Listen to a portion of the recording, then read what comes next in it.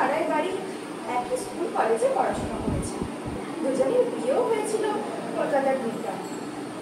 মন্দাকিনীর বিয়ে হয়েছিল দক্ষিণ প্রান্তে বললাম আলিপুর কোর্টের এক ব্যস্ত উকিলের সঙ্গে, এবং সৌদামিনীর বিয়ে হয়েছিল উত্তর প্রান্তে বারাসাতে একজন প্রতিষ্ঠিত চিকিৎসকের সঙ্গে। দুজনের স্বামীদের ব্যস্ততার দরুন কোনদিনই ওরা প্রত্যাশা মতো স্বামীর সঙ্গে পায়। মন্দাকিনী তার ছেলেকে মানুষ করতে এবং সৌদামিনী তার একমাত্র মেয়েকে মানুষ করতেই জীবনের অধিকাংশ সময় ব্যয় করছে।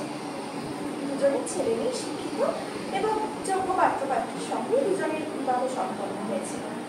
মন্দাকিনী ও সৌদামিনী দুজনেরই স্বামী বাৎসরিক আগেই হঠাৎই হৃদরোগে আক্রান্ত হয়ে মারা গেছে। সৌদামিনীর মেয়ে বাবার মৃত্যুর পর থেকে বাপের বাড়িতে জামাই পুত্রকে প্রতিষ্ঠান করছে। মন্দাকিনী এবং সৌদামিনী নিয়মিত ফোনে যোগাযোগ রাখে। ওরা দুজনে ডলফিন ট্রাভেলসে রাজস্থান ভ্রমণে চলেছে। দুজনের ছেলে বৌমা এবং মেয়ে জামাই হাওড়া স্টেশনে এসে জোরপুর এক্সপ্রেসে তুলে দিয়ে গেছে। ঠিক সন্ধ্যে 7টায় ট্রেন হাওড়া থেকে রওনা হলো। এসি দু টায়ারে ওদের পাশাপাশি সিনিয়র সিটিজেনকে দুটো নেওয়া হলো।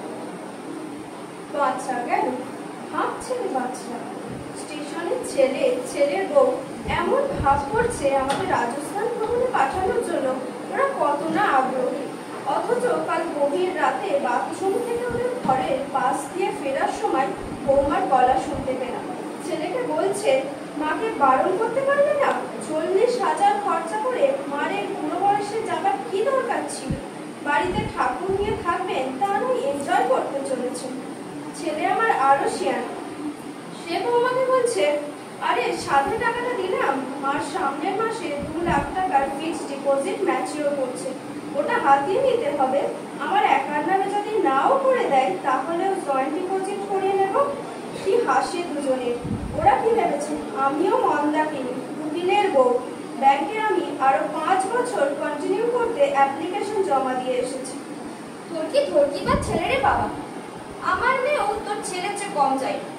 আমি রাজস্থান যেতে চাই শুনে কত টাকা লাগবে জিজ্ঞাসা করবো। 40,000 টাকা লাগবে শুনে 50,000 টাকা আমার হাতে তুলে দিয়ে বলল, জামাই বলেছে আরো টাকা লাগলে বলতে, আমি দিয়ে দেব। বিদেশ বিভুই বলা তো যায় না। আমি শুনে তাজ্জব, এতদিনে তাহলে জামাইয়ের মতি ফিরেছে। ও বাবা, গতকাল মেয়ে বলল, মা তুমি 25 দিন থাকবে না, জামাইয়ের ব্যবসার জন্য ব্যাংকে লোন করতে হবে। তোমার বাড়ি ব্যাংক সিকিউরিটি হিসাবে দেখাতে চাই। লোন শোধ হলে ব্যাংক বাড়ির কাগজপত্র ফেরত দিয়ে দেবে। আমি শুনে তো থ। আমি মেয়েকে চটালাম না, শুধু বললাম রাজস্থান থেকে ফিরে এসে ব্যবস্থা করব। তুই কি ফিরে এসে ব্যাংকের দলিল জমা দিবি নাকি? পাগল হয়েছিস? যাওয়ার সময় বাঘ বিতণ্ডই গেলাম না। যাই, শাড়ি ছেড়ে ম্যাক্সি পরি। আমি বেশ কয়েকটা ম্যাক্সি কিনেছি, 2টো নাইটিও কিনেছি। আমিও কিনেছি। আমার এক বন্ধু বলল ও গতবার এদের সঙ্গে রাজস্থানে ঘুরে এসেছে। হোটেলের ঘরগুলো নাকি দেখবার মতো, বাথরুমে বাথটব আছে। জীবনে তো এসবের স্বাদ হয়নি। উনি তো সারা জীবন মামলা লড়েই ওপরে চলে গেলেন। এখন সুযোগ পেয়েছি, ছাড়বো কেন? যা বলেছিস, যা শাড়ি ছেড়ে আয়, তোর পর আমি ড্রেস পাল্টাতে যাব। তোকে যা লাগছে না মাইরি। কেন, হেমা মালিনী নাকি? না রে, সত্যি বলছি, দেখে মনে হচ্ছে 35 পার হচ্ছে। উল্টো দিকে বসে লোকটার বয়স কত হবে? বড়জোর 50। তোর দিকে কিভাবে আর চোখে দেখছে দেখ। বললাম না, তোকে কেউ আর 60 বুড়ি বলবেই না, একেবারে 35 লেডি। শোন, একটা আবার বাড়তে এই ভদ্রলোক, আর একটা বাড়তে ভদ্রলোক বাড়িতে উঠেই বাড়তে শুয়ে পড়েছে। এরপর ওকে কিনা কে জানে, না হলে সন্ধ্যেবেলা কেউ বাড়তে উঠে শুয়ে পড়ে। আমি ভদ্রলোককে বাড়তে ওঠার আগেই দেখেছি, হ্যান্ডসাম চেহারা। তবে বয়সটা আমাদের মতোই হবে। একটা ছোট্ট চামনি দিয়ে উপরে উঠে গেছে। ট্রেনে দুজনের সঙ্গে ভালো করে আলাপ করতে হবে। পুরো ট্রিপটা যদি ওদের মাথায় কাঁঠাল খাওয়া যায়, মন্দ হয় না। এই মন্দাকিনী, আমাকে কেমন লাগছে বললি না তো? সুপার, তুই তো এমনিই দেখতে সুন্দর। আসলে বাড়িতে আমরা শাড়ি টাড়ি পরে চৌকো হয়ে থাকি বলে খুব বেশি বয়স্ক দেখায়, না হলে ফিগার তো আমাদের এখনো ভালো আছে। আমার একটু ভুলই হয়েছে বটে, তা এমন কিছু না। তোর তো তাও হয়নি। তুই তাহলে 50 টাকা নিবি, আমি নয়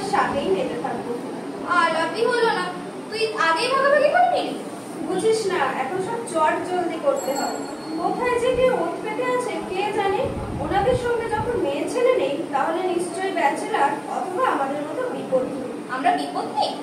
ওই হলো আর কি, বিধবা তো বটে। বিধবা বিধবা বলিস না তো, বিধবা শুনলে কিরকম বয়স্ক বয়স্ক লাগে। তাহলে কি বলবো, সুইট 16? কেন সুইট 16 বলি, বল সুইট 60। তোর হাসি শুনে নিজের ভদ্রলোক কিরকম ছাড়ি মারলা দেখেছিস? দেখবো না মানে, আমিও হেসে একটু চোখ টিপে দিয়েছি। তাই ভদ্রলোকের মুখে ফিচকিনি হাসি। মুশকিল কি জানিস, এরা আমাদের ডলফিনের সঙ্গে যাচ্ছে কিনা কে জানে। এই কম্পার্টমেন্টে ডলফিন ট্রাভেলসের লোক ছাড়াও বাইরের অনেকজন রয়েছে। তা হোক, আলাপ সেরে নেবে। নিশ্চয়ই দুজনেই কলকাতায় থাকে। যদি ইন্টারভিউ হয়ে যায়, কলকাতায় ফিরে মাঝে মাঝে দেখা সাক্ষাৎ করবো, সিনেমা দেখবো, এনজয় করবো। স্বামীর কাছে তো সুখ পাইনি, সারা জীবন মামলার মক্কেল নিয়েই কাটিয়ে দিল। আমার কথা কোনোদিন ভেবেছেন? সংসারে হাড়ি ঠেলে জীবন কাটিয়ে দিলাম। ঠিক বলেছিস, আমারও সেই অবস্থা। এখন মেয়ে জামাইয়ের সংসারের হাঁড়ি ঢেলে না, এবার নিজেদের মতো জীবন কাটাবো। এই রাজস্থান ট্রিপ থেকে শুরু হবে আমাদের নিজেদের মতে পথ চলা শুরু। এতক্ষণে মহারাজ বার থেকে নেমে নিজের ভদ্রলোকের পাশে বসলেন। আমাদের দিকে তাকিয়ে সৌজন্যের হাসি হাসি। চোখের চাহনি দেখেই বুঝতে পারছি মাছটো গিলে ফেলেছে। এখন খেলিয়ে খেলিয়ে ডাঙায় তুলতে হবে। ভাগ্যিস ট্রেনের শব্দে আমাদের কথাবার্তা শুনতে পাচ্ছে না, না হলে যে কি হতো। কি আর হতো, ওদের একজন আমার পাশে এসে বসতো আর তুই ও পাশে আরেকজনের পাশে, প্রেম একেবারে জমে উঠত। হয়ে গেল। কি হয়ে গেল? চুপ চুপ চুপ, আস্তে কথা বল। কি হয়ে গেল? আলাপ হয়ে গেল। ভদ্রলোকের নাম জীবিতেশ বড়ুয়া। বলিস কি রে, প্রমোদেশ বড়ুয়ার বংশধর নয় তো? কি আর কি মারিস না। ভদ্রলোকের করিডোরের শেষে গিয়ে দাঁড়িয়েছিলেন। আমি বাথরুম থেকে বাইরে আসতেই সোজাসুজি বললেন, আপনাদের আলাপচারিতা কিছুটা কানে শুনে যা বুঝলাম, আপনারা দুজনেই রাজস্থান ভ্রমণ করতে চলেছেন। আমরাও রাজস্থানে যাচ্ছি। আমি এবং উপরের বাড়িতে যিনি শুয়েছিলেন পার্থ দত্ত, আমরা দীর্ঘদিনের বন্ধু। আমরা ভ্রমণেও খুব আগ্রহী। শুধু মহিলা সঙ্গীর অভাবে এতদিন ট্যুর করিনি। এবার আমরা ঠিক করেছি দুজনেই ভ্রমণ সঙ্গী পথেই খুঁজে নেব। তা আপনাদের যাত্রা সঙ্গী পেয়ে মনে হলো ঈশ্বর আমাদের সঙ্গী খুঁজে দিয়েছেন। কথাগুলি বলে কি করলো জানিস? কি করলো মানে? জড়িয়ে ধরে চুম খেলো নাকি? না না না, তা করেনি। আমার হাত দুটি জড়িয়ে ধরে বললেন, আপনারা না বলবেন না প্লিজ, আমরা দুজনেই ব্যাচেলার। আপনাদের কথাবার্তা শুনে বুঝেছি আপনাদের পতিদেবরা ইহা জগতে আর নেই, তাই আমাদের স্থায়ী বন্ধুত্ব হতেই পারে। আমি আর না বলতে পারি না। আমি ওর কথায় রাজি হয়ে গেছি। ভুল করলাম নাকি রে? না না, ভুল করেছিস না, ভুল তো করিসই। আর এখানে পার্থবাবু কি করেছে শুন।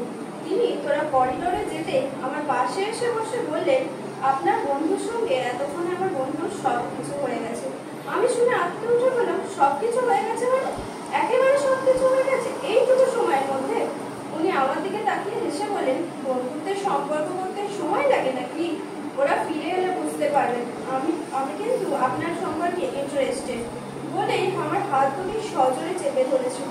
আমি কেবল বিহ্বল হয়ে রাজি হয়ে গেলাম। দুজনেই বেশ হ্যান্ডসাম, তাই না? আবার কফি কেন? আমিও বিশ্বে ডিনারের পরে বাড়িতে কফি খাই। তাড়াহুড়ে ফ্ল্যাক্সে করে কফি নিয়ে আসতে ভুলে গেছি। আপনাদের কল্যাণে কফিটাও পেয়ে গেলাম। থ্যাঙ্কস। আপনারা তো খুব গোছানো দেখছি। ফ্ল্যাক্সে করে কফিও নিয়ে এসেছেন। আপনাদের মতো মানুষকে আমি খুব পছন্দ করি। আমাদের রাজস্থান ভ্রমণটা বেশ জমবে। ট্রেনে উঠে আপনাদের মতো ভ্রমণ সঙ্গী পেয়ে যাবো ভাবতেই পারি। Thank you for coffee. আপনারা উঠে বললেন? ভেবেছিলাম একটু গল্প গুজব করবো। থাক, শুয়ে পড়ুন। এবার রাজস্থান ট্যুরটা যখন একসঙ্গেই করবো, তখন গল্প করার জন্য প্রচুর সময় পাবো। Have a good drink.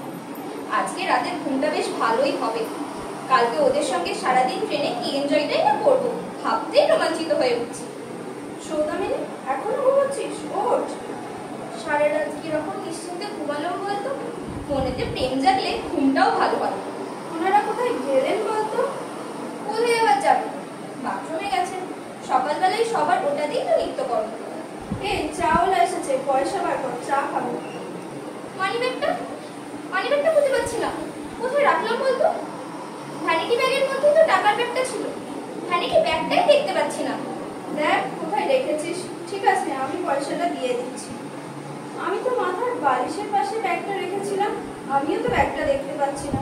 কি বিপদে পড়া গেল, আমার সব টাকাই ওই ব্যাগে ছিল, 20,000 টাকা।